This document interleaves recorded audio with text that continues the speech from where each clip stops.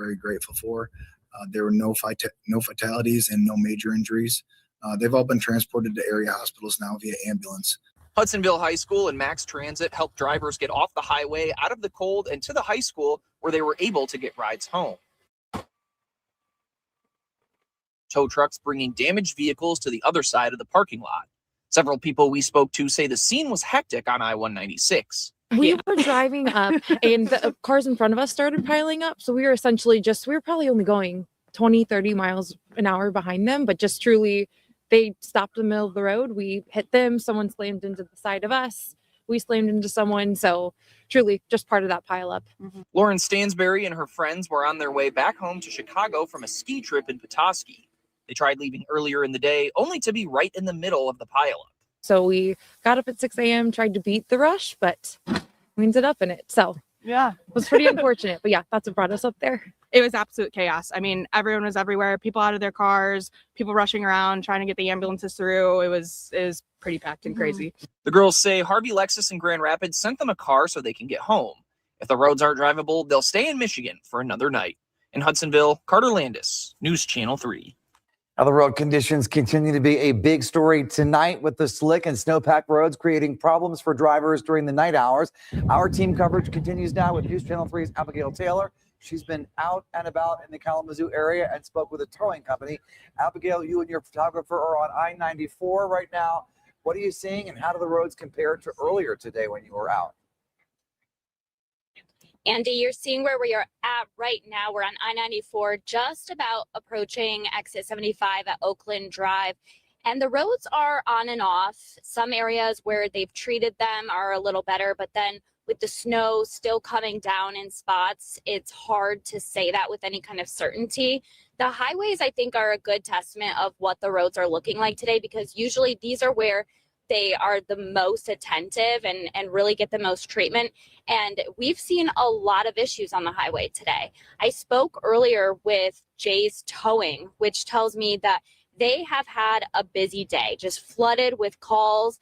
And they tell me that they have been getting calls off the hook from people needing help out here in West Michigan. Jay's Towing says they gave a hand on scene of the massive I-196 pileup. But on top of that, they say they've had to pull at least 75 vehicles out of ditches and deep snow all around West Michigan. This crash involving several semi-trucks shared with us from a passenger who saw this on westbound I-94 near Matawan. I reached out to the trucking companies involved, so far only hearing back from Allstate Enterprise, Inc. They say there were at least 2 separate weather-related crashes involving their drivers. No injuries, but in this crash, they say their driver was keeping a safe distance and actually stopped in time before hitting the jackknife semi in front of it. But they say the truck behind him was not able to avoid impact, causing severe damage to the truck's trailer. A couple hours later, when we went to the same area of I-94, that scene was cleared, but another one was unfolding. A vehicle off the road up against the tree line, lodged in deep snow.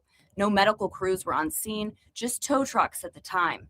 The roads were bad and many warnings came to stay off them if possible. But for some we talked with, it's part of the job. We got a business where we do plowing in the wintertime, and you get pretty used to it. In other words, you're immune to the fact that, hey, we're going to have to plow tomorrow. And the guys that work for, they're pretty understanding about, hey, we got to come in at 3 or 4 o'clock in the morning. For others we spoke to, taking on these roads is a matter of personal errands and everyday life going on in not so everyday weather. Kind of urgent. Yeah, we had to stop and do some grocery shopping. My wife's in there. She did return some bottles at Myers, and then we're doing a little bit of shopping for them. So I'm just waiting on her to come out. And after stocking up on dog food, he tells me he, his wife, and their pups will be going home, waiting for this week's freezing temperatures to pass. Stay inside as much as possible. Don't come out unless you really, really need to. And back here on westbound I-94, just passing the Oakland Drive exit, and now we're headed toward the Ashtamo exit. The roads you can see are okay. They're definitely cleared. They've been treated, but it's those drifts of snow, and you might be able to see when the wind picks up, it does cause a little bit of an issue with visibility and traction. We are seeing plow truck drivers out here, but just knowing that this snow could continue, be aware that if you do come out on these roads, the conditions change by the moment. So just drive slow and be extra careful. For now, live in Kalamazoo, Abigail Taylor, News Channel 3. Abigail, thank you. Tonight, a man from Remus who was caught in the middle of the 100-car pileup on I-196 is sharing his terrifying story with News Channel 3. Phil Mishmerheisen was driving to Holland this morning to pick up his wife from a family member's house when he hit whiteout conditions right before the Zeeland exit. He says he was only going about 30 miles an hour on the highway when he and the cars around him hit ice, and then everybody started slamming on their brakes. Well, moments later, a semi-truck goes whizzing past him on the shoulder, and that's when Phil says he quickly changed lanes to get out of the way. When that semi went past me on the right side, and I kept hearing more booms happening behind me, I knew that I was still in danger, so I found a hole to get through and got myself out of the way. And as you can see right there, the jackknife semi-truck on the side of the road, and so is his minivan. But that's when a different truck clipped him, sending his minivan flying into the ditch. The jackknife semi was close by, and that's when he made a decision to make a run for it.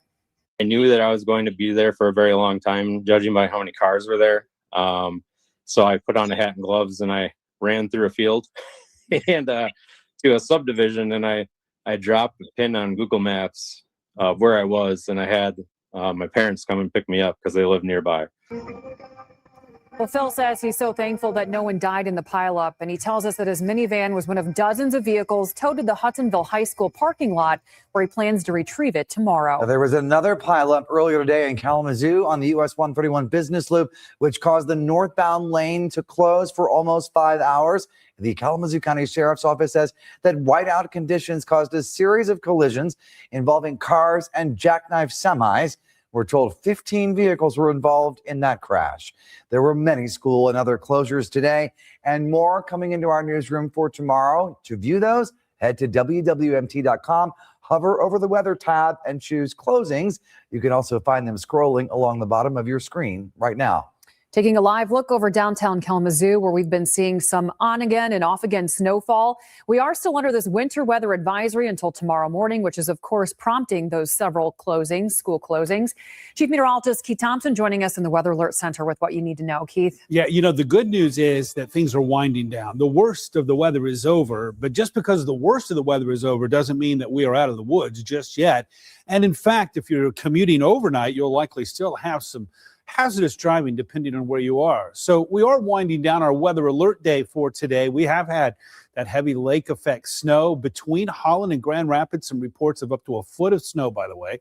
Whiteouts with the gusty wind and, of course, the frigid wind chills, too. We've been talking so much about the snow and the problems it's causing. We haven't really talked about the wind chills, which are below zero. Winter weather alerts do continue here with a winter storm warning in pink, and that goes until 7 a.m. In purple is where we have the winter weather advisory. One change, Montcalm, Mecosta counties have been dropped from the advisory. Everybody else is still in it. Hello, downtown Allegan, live from the Griswold Auditorium camera here. And hey, it's the best view we've been able to get for the bridge for a long time because it's been so snowy. A current visibility right now is at 3 miles in Kalamazoo, 4 in Battle Creek.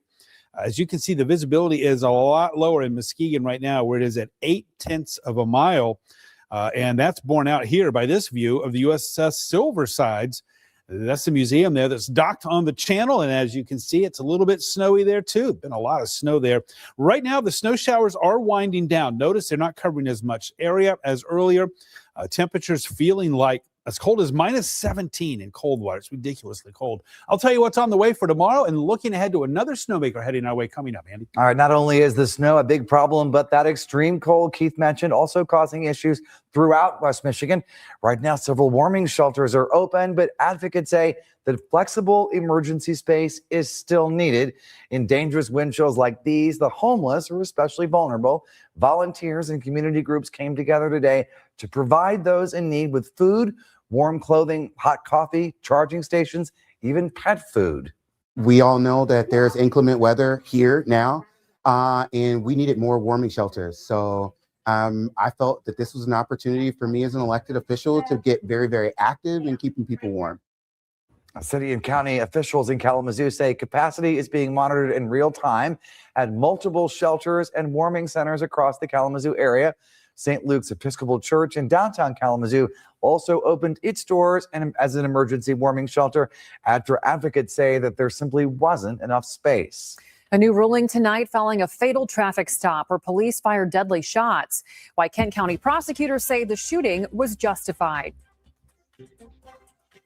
Dams at risk for a catastrophic failure. Even though money was set aside to fix the problem, dangerous dams are still here. Dams are starting to fall on disrepair. News Channel 3's chief meteorologist Keith Thompson exposes the high cost of dangerous dams. Tonight at 11 on News Channel 3. Spotlight on America investigates. If we would force every healthcare provider to give you, the patient, the consumer, the prices, then you can make better choices. Patients Deserve Price Tags Act.